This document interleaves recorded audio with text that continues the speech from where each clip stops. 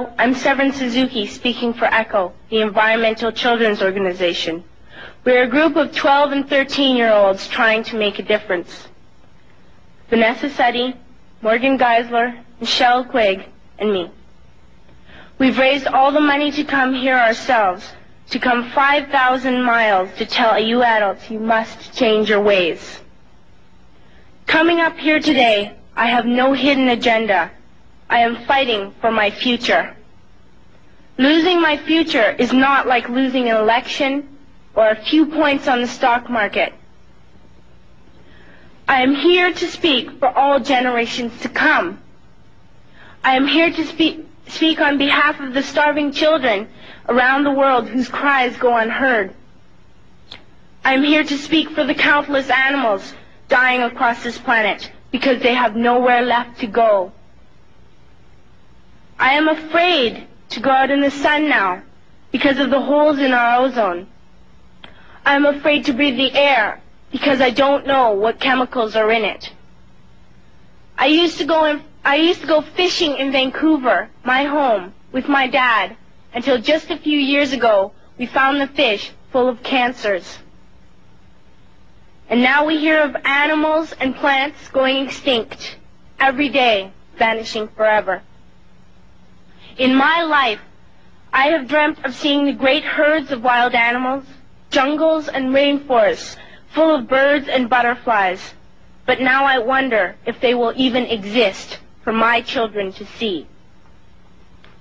Did you have to worry of these things when you were my age?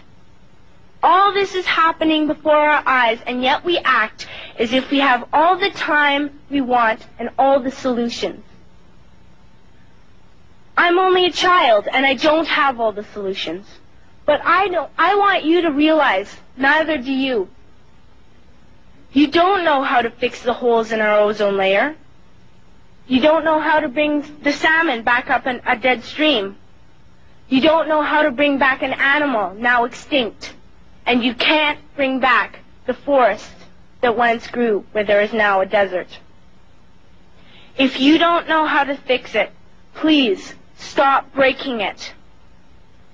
Here, you may be delegates of your government, business people, organizers, reporters, or politicians, but really, your mothers and fathers, sisters and brothers, aunts and uncles, and all of you are someone's child. I'm only a child, yet I know we are all part of a family, 5 billion strong. In fact, 30 million species strong. And borders and governments will never change that.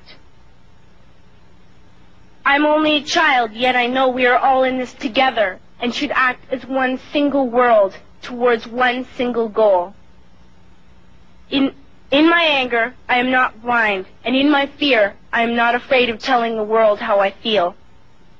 In my country, we make so much waste. We buy and throw away, buy and throw away, buy and throw away, and yet northern countries will not share with the needy. Even when we have more than enough, we are afraid to share. We are afraid to let go of some of our wealth.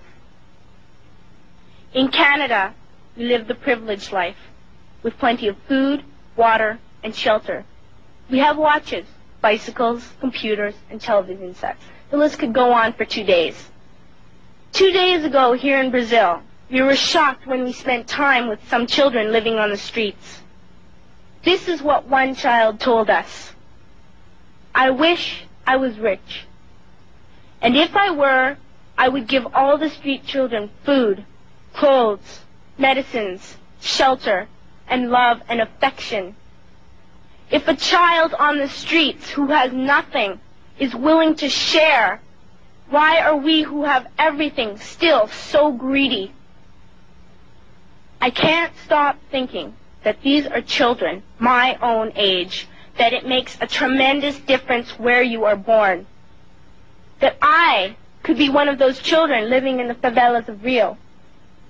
I could be a child starving in Somalia, or a victim of war in the Middle East, or a beggar in India. I am only a child, yet I know if all the money spent on war was spent on finding environmental answers, ending poverty, and finding treaties, what a wonderful place this earth would be. At school, even in kindergarten, you teach us how to behave in the world. You teach us not to fight with others, to work things out, to respect others, to clean up our mess, not to hurt other creatures, to share, not be greedy. Then why do you go out and do the things you tell us not to do? Do not forget why you are attending these conferences, who you're doing this for. We are your own children. You are deciding what kind of a world we are growing up in. Parents should be able to comfort their children by saying, everything's going to be all right. It's not the end of the world, and we're doing the best we can. But I don't think you can say that to us anymore. Are we even on your list of priorities? My dad always says, you are what you do, not what you say. Well, what you do makes me cry at night. You grown-ups say you love us, but I challenge you, please, make your actions reflect your words. Thank you.